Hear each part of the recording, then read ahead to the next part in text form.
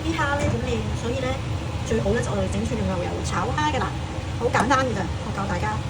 首先你要準備一大嚿牛油啦，整紅個鑊啦，你用鑊又得，你用煲又得，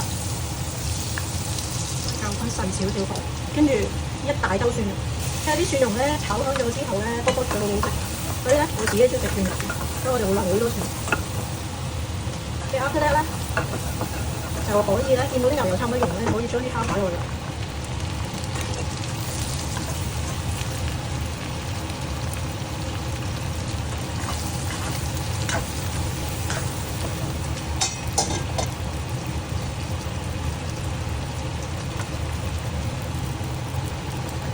佢呢個煲咧就類似有好似煲仔菜嗰啲效果咁，所以我就中意用煲嚟炒蝦。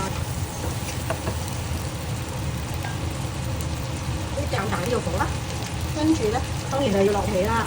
咁啲蝦本身咧就有鮮味啦，你都要落少少鹽啦嚇。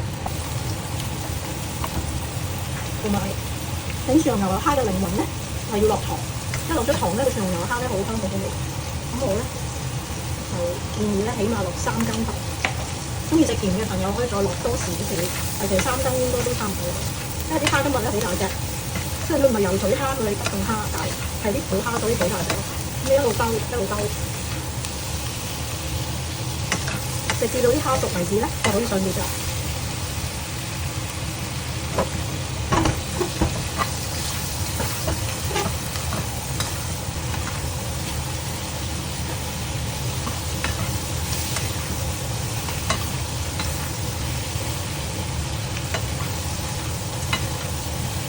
其實蝦本身好快熟嘅，你煮幾分鐘咧，佢都已經熟嘅。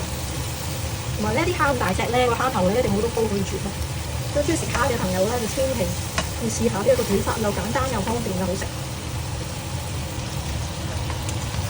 好啦，蒜蓉牛油蝦搞掂。